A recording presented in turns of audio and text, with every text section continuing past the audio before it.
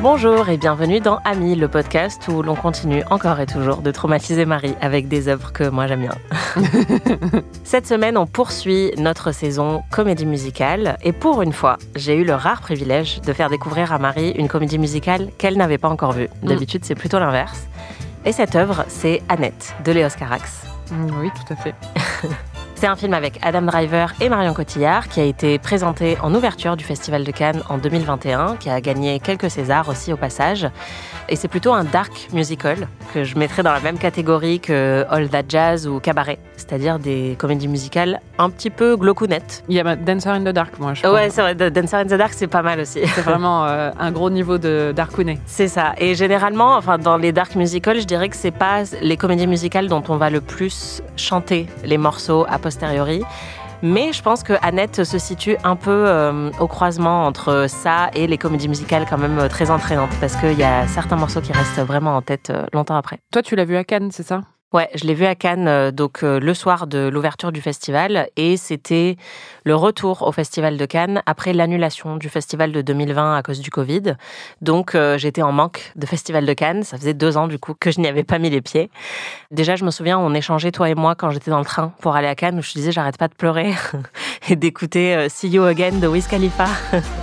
J'étais très émotive à l'idée de retourner au Festival de Cannes et j'avais même fait un screenshot où tu m'avais dit arrête d'écouter de la musique triste et sois contente, tu vas enfin revivre ton amour du Festival de Cannes. Donc t'étais très mignonne et après on s'est posé donc après la cérémonie d'ouverture pour regarder ce film d'ouverture et j'ai pleuré lors du numéro d'ouverture du film parce que c'est un numéro qui s'appelle So May We Start et donc c'est voilà, on démarre et j'étais tellement émue d'être à nouveau en salle Debussy pour voir un film au Festival de Cannes et que ça démarre sur les chapeaux de roue avec un spectacle musical comme ça de Léos Carax qui est un réalisateur qui a une place assez importante dans mon panthéon personnel que voilà, j'ai fondu en larmes immédiatement. Donc j'étais bien partie pour aimer ce film. Je tiens à dire que tu as aussi fondu en larmes quand on est allé voir Tenet, le retour au cinéma d'Anaïs après la pandémie. Et tu n'as pas fondu en larmes pendant Tenet, mais pendant les bandes annonces avant Tenet. Oui, parce que j'étais là, c'est tellement beau d'être au cinéma, ça m'avait trop manqué. Écoute, on avait passé de nombreux mois enfermés, donc je pleurais beaucoup après cette période-là. J'étais un peu affectée mentalement. Et le cinéma m'avait beaucoup manqué et ce rapport merveilleux à l'art que l'on peut vivre dans une salle de cinéma m'avait beaucoup manqué. Comme d'habitude, avant de regarder le film, on s'est enregistré sur mon canapé pour que tu me dises, Marie, quelles étaient tes attentes par rapport à ce film que tu n'avais pas vu et dont tu ne savais pas grand-chose.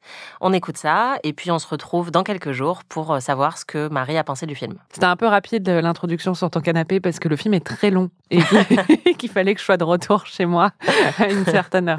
C'est vrai qu'on est timé en ce moment. Pour le repas du soir, donc voilà.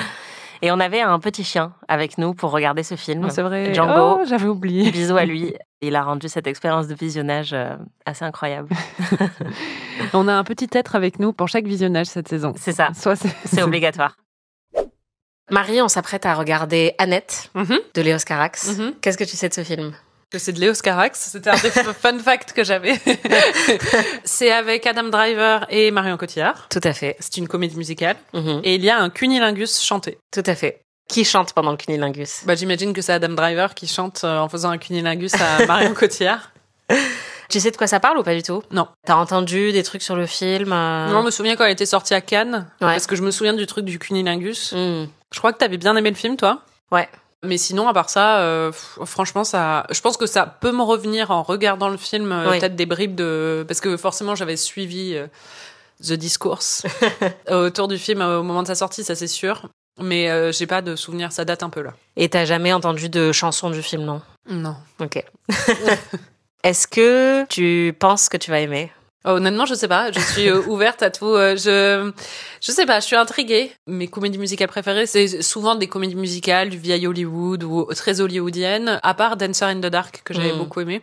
Bon, je sais pas. Je suis ouverte. J'aime bien les chansons. Il faut que les chansons soient bien. Et là, j'ai un peu peur que ce soit pas le cas. Dans mon souvenir, il y avait peut-être un truc sur le fait que c'était. Je pense que c'est peut-être un peu moins harmonique que ce que tu aimerais. D'accord. Moi, j'ai très peur que t'aimes pas du tout. C'est vrai. Ouais. Je pense que c'est un film qui est quand même un peu spécial, comme on dit.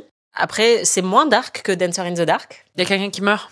Je pense qu'il y a quelqu'un qui meurt, oui. Après, moi, ça fait longtemps, je l'ai pas revu depuis Cannes. L'expérience que j'avais eue à Cannes était tellement particulière parce que c'était le premier film que j'ai vu en 2021, alors que Cannes 2020 avait été annulé. Donc ça faisait 2 ans que j'étais pas allée à Cannes, que les cinémas avaient été fermés pendant le Covid, tout ça, et donc j'ai été prise par l'émotion très vite parce que démarrer le Festival de Cannes sur ça, parce que c'était le film d'ouverture aussi, c'était incroyablissime. Donc je pense que ça a joué aussi dans mon appréciation du film, et j'aime beaucoup les Oscarax. Je pense qu'il y a des aspects du film qui sont géniaux et qui vont sans doute te plaire aussi, parce que t'as bon goût, mais j'ai peur que globalement ce soit pas ta vibe, quoi. Bon, on va voir. Après, on a passé beaucoup de temps sur Lynch, donc peut-être que... Ça m'a préparé. Ouais, voilà. J'étais un peu plus sensibilisée à ce genre de récit un peu darkos, mais... Est-ce que c'est la vie de Annette Viverka? Non. Ok. Seule Annette que je connaisse. Ok. C'est parti, on y va? Amis est un podcast d'Anaïs Bordage et Marie Telling, produit par Slate Podcast. Production éditoriale, prise de son et réalisation, Aurélie Rodriguez.